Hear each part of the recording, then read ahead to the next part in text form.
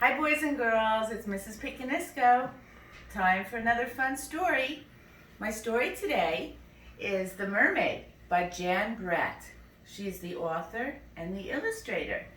Now this story is a little tricky because I want you to remember another story that you may know.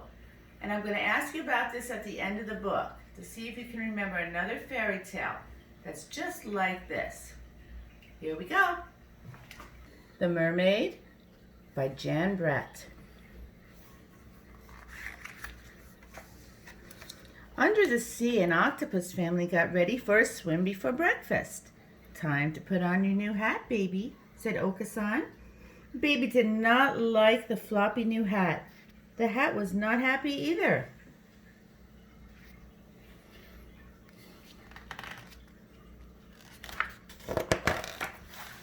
As the octopus family set off behind their house, a little mermaid spotted their front door.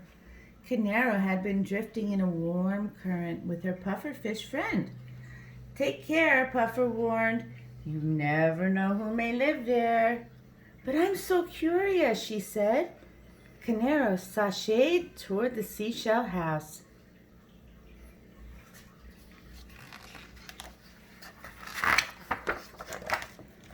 Inside, breakfast had been set out.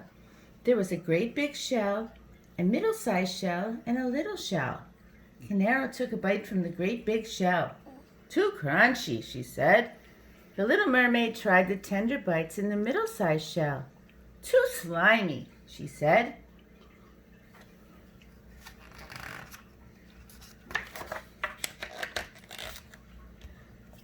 Puffy could guess what was coming next. Canaro sidled up to the little shell. In a minute, the tempting tidbit had disappeared. Just right, she said. All gone, said Puffy, as he wondered whose breakfast it really was.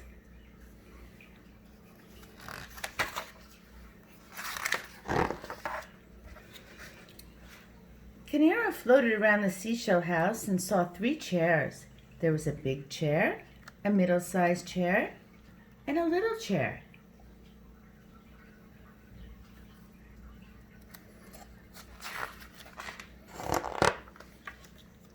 She sat down on a large coral chair. Too many bumps, she said, as she smoothed her scales. Canaro wriggled into the middle-sized chair. Down she went. This chair is too slippery, she gasped.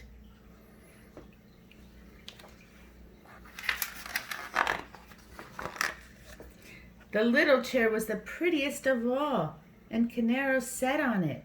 Just right, she said, and she gave her fins a flipperty-flip.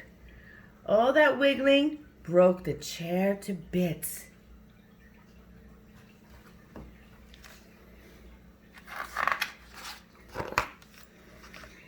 Canaro was so sorry about the pretty chair, but not for long, because in the next room she spotted 3 beds. She and Puffy had been swimming for hours and were ready for a nap. She swam over and settled in. What sweet dreams we'll have, she told her friend. But someone has been eating in that bed. And there were smashed shells and crab claws all around. This bed is too messy, she sighed.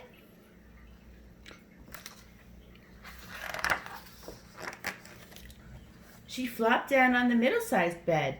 This bed is too squishy, she complained. As Canaro patted her tiara, she spied the last small bed. It rocked like a cradle in the ride. She set her head down on a pillow star and fell sound asleep.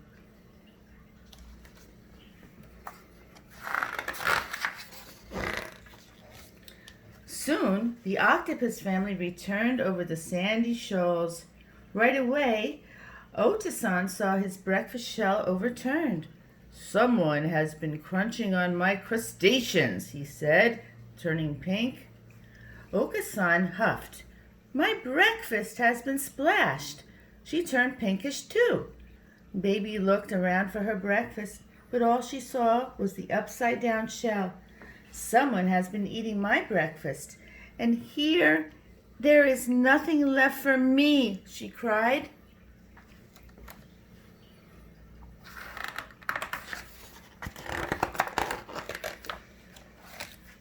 Otasan saw that his coral chair looked different. Someone has been sitting on my chair, he announced, now even redder. Okasan went from pink to red when she saw her chair. Who has been squashing my chair and scattering my teacups? She asked. Baby saw her beautiful chair all in pieces. The hermit crabs were taking it. My chair is going, gone, she cried.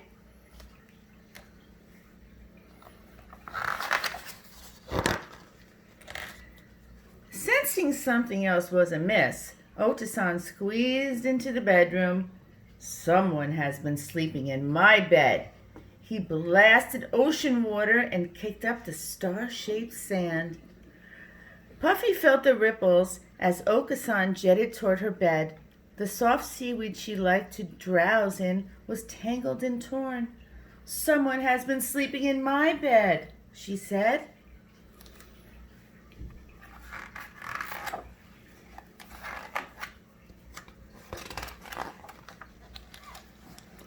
Baby Octopus peeked inside her tiny bed and saw a beautiful mermaid. Someone has been sleeping in my bed, and here she is. The little mermaid opened her eyes. The adorable baby's eyes were soft and sweet. Her skin was shell pink. Her graceful arms danced. But she was wearing the oldest hat the little mermaid had ever seen. Canaro, who didn't like to see anyone unhappy, gasped, "That will not do."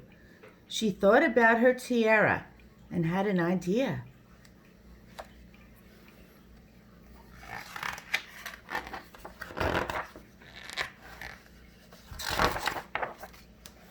Just then, all three octopuses reached for Canaro with their 24 arms. Puffy was ready. He puffed with all his might. Puffa, puffa, pokety poke, stickety stick. His sharp prickles did not let the octopuses near the little mermaid. Canara had just enough time to leave her gift before she darted away.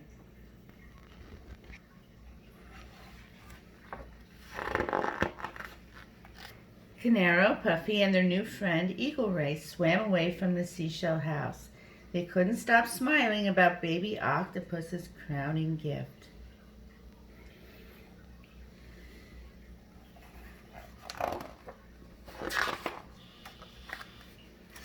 She looked radiant in her beautiful new tiara.